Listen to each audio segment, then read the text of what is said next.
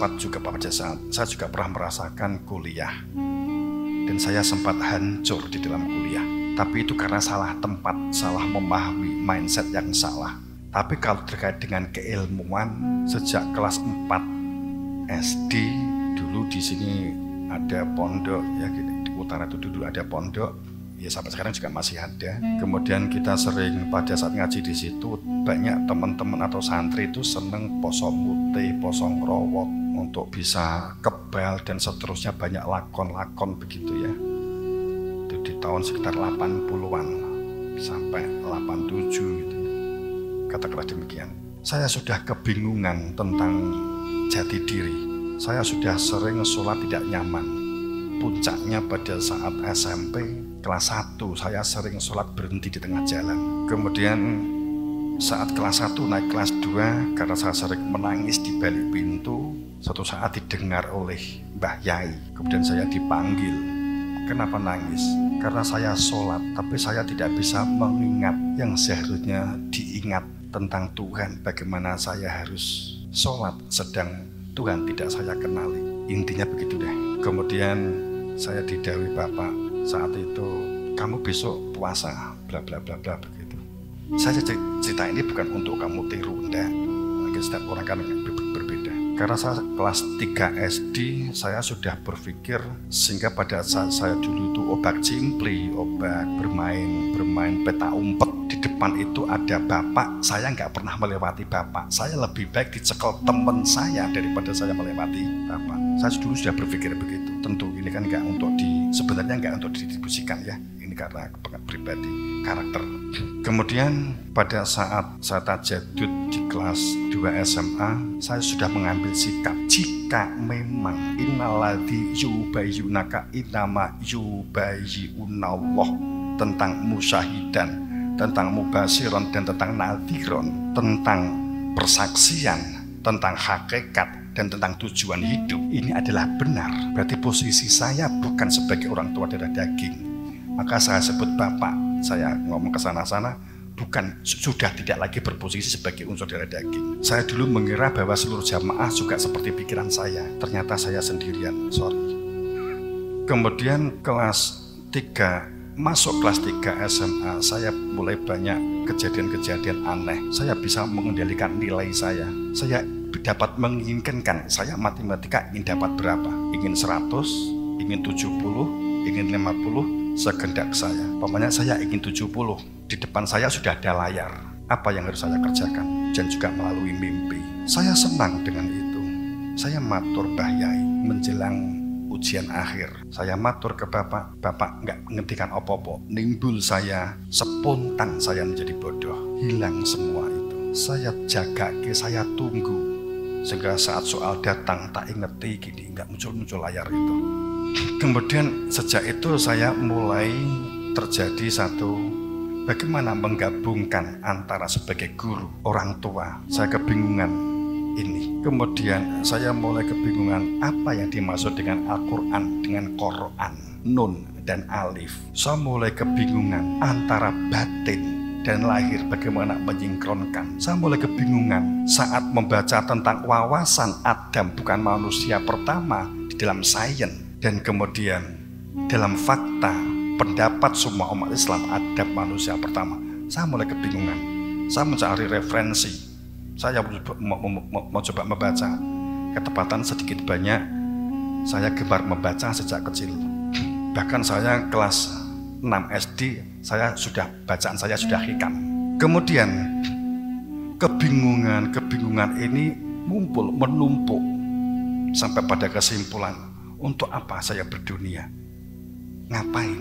Sehingga tapi tidak ada keinginan sama sekali untuk menjadi kiai, nggak ada cita-cita sama sekali. Sehingga saya mencoba sekolah di umum yang nanti tidak akan bersentuhan dengan untuk menjadi untuk menjadi kiai. Sehingga saat Bapak daftar sama Mbah Yai diminta untuk daftar di YIN, tapi saya belot, saya lari ke umum karena saya tidak ingin untuk ditunjuk sebagai kiai. Kemudian saat saya masuk kuliah, semester 1-2 masih normal, semester 3 mulai goncang.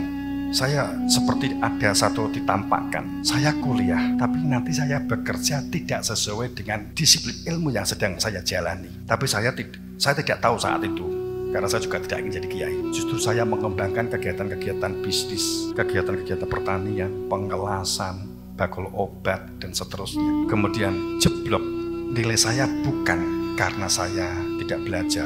Jeblok karena posisi yang salah dalam memahami guru-guru, antara bapak, orang tua, antara agama dengan ilmu umum, antara wawasan dengan ilmu, antara dunia dengan akhirat, antara yang lahir dengan yang batin, kontradiktif, antara langit, benarkah langit yang di atas, atau itu sesungguhnya hanya sebuah bayangan langit yang sesungguhnya, tapi yang langit yang sesungguhnya di mana? Kemudian apa sih sesungguhnya kehidupan? Apa inti kehidupan? Itu saya tulis, ada 5 buku. Sehingga saya mencoba menulis sejarah saya sejak saya TK.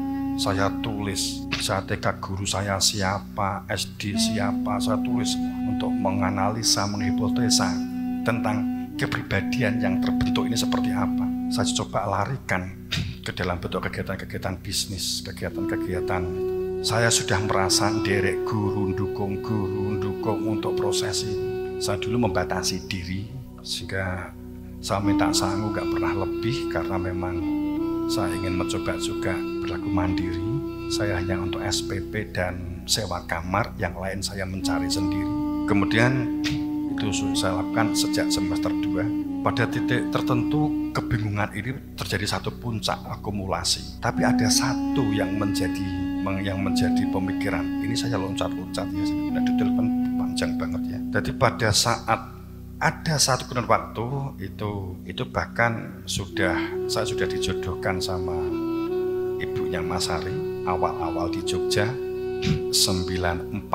1 minggu saya nggak ngajak ngomong dia, nggak naruh dia, apapun yang dia siapkan nggak pernah saya sentuh, karena memang 1 minggu saya nggak makan, nggak minum, nggak sholat, nggak tidur, hanya sila menghadap ke barat, kebingungan jutek yang hebat.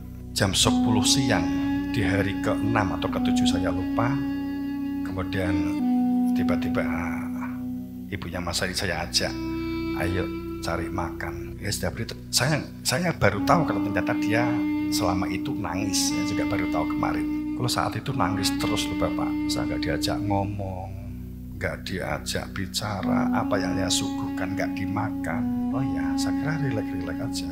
Kemudian saya ajak keluar, saya makan, tahu-tahu dia ngerangkul, ya itu memang ada unsur masak-masaknya, pun nangis kayak gitu. Saya dulu memang terkenal cuek. Kemudian itu baru terurai, sehingga saya melakukan apapun. Kehidupan berdunia ini hanya alat, seperti tahu posisi ngenok, hanya alat. Tidak lagi saya jadikan orientasi apapun. Oleh Allah atas kehendaknya dimaukan nyuwun ilmu tauhid sehingga mengenali keberadaan Tuhan. Sehingga di dalam fakta berbicara, melihat, mendengar itu karena ada dia. Fakta yang menjadikan orang itu berdosa bisa bergerak itu karena dia. Tapi di aku sebagai geraknya, pinternya, dan seterusnya itu terurai dengan sendirinya. Kemudian saat telah Allah anugerahi segala bentuk potensi dan diberi satu bentuk pencerahan bahwa dia yang menjadikan saya bisa bergerak, menjadi ironi jika saya tidak melakukan aktivitas kreatif. Entah besok jadi apa, yang sekarang apa yang di hadapan saya harus saya kerjakan. Saya hanya sekedar menjalankan dawuh guru untuk mengembangkan potensi-potensi saya, potensi bisnis saya, potensi pemberdayaan yang harus saya lakukan. Saya menjadi rileks, saya menjadi tiba-tiba, kalau seandainya saya sekarang nggak jadi kiai, saya sudah konglomerat. Saat itu saya kemudian dengan tiba-tiba ketemu jalan untuk ekspor impor. Saya mulai sistem pengecatan kreatif yang saat ini banyak pengecatan model Ernorno itu saya sudah lakukan di tahun 93, 94. Saya sudah pemasok sayur organik pada saat itu. Tapi saya tidak ada di dalam benak untuk menjadi ini. Saya hanya mengelola, nggak boros seperti apa, efektif itu bagaimana, efisien itu apa. Tapi saya tidak pernah berpikir bagaimana masa depan saya akan jadi apa. Kalau estimasi, iya, saya hanya ingin menjadi petani yang baik. Saya tidak pernah berpikir jadi apa. Saya hanya berpikir menjalankan dawuh guru saya, karena telah diberi ilmu, sehingga apa yang dapat saya lakukan, sehingga apapun kemudian saya aturkan ke guru saya, karena saya sudah tidak memposisi sebagai orang tua. Dan itulah memulai kegiatan bisnis seperti di Ujo saat ditimbali kekhawatiran orang tua saat itu, jika saya kebablasan sukses mungkin, akhirnya harus ditarik pulang, dipaksa pulang. Karena untuk ukuran semester 5 saya sudah berpenghasilan 25 juta di tahun sebelum 98. Nek saiki berapa Pak Wit? Tapi saya nggak pernah berpikir tentang ini. Saat ditimbali ke sini ya kan hanya karena ini hanya sebagai instrumen, yaitu saya lakukan. Saya rileks aja, meninggalkan janji saya dengan Jerman, ya saya putus. Jadi itulah sekilas, semoga cerita hikmah gitu ya, bahwa saat kita menjalani kehidupan ini, ya apakah nggak boleh punya mimpi?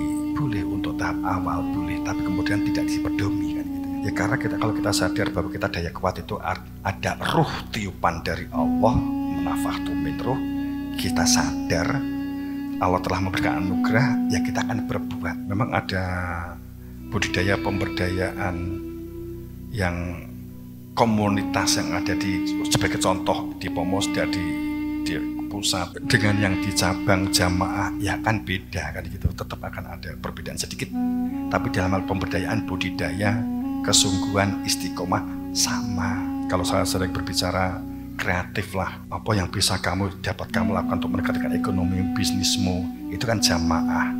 Kalau yang di dalam umpamanya ustadz, kemudian nandur lahan kosong, mbok dol ya repot namanya, terjadi benturan di antara ustadz, itu kan di komunitas. Maka kenapa pegawai negeri, pejabat-pejabat atas eselon itu gak boleh bisnis, itu akan merusak pagar kan begitu kan, sebagai contoh kan begitu, ngesake generasi ke generasi, sebagai contoh kan hal semacam itu. Percaya, apalagi di kita juga kita kasih peluang untuk itu semua. Itu yang sesungguhnya kita untuk bagaimana supaya kita tidak menjadi merusak dan seterusnya.